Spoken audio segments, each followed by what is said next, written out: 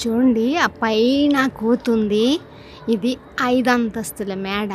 ఆ పైకెక్కి ఆ చివరనుంది. పడిపోద్దని భయం కూడా లేదు దానికి.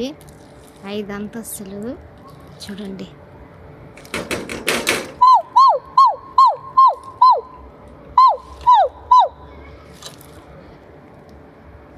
చూడండి ఎలా నడుస్తుంది.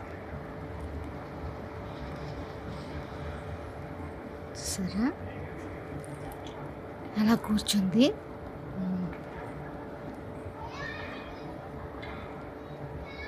5 అంతస్తులు. ఒకసారి చూడండి, చూపిస్తాను.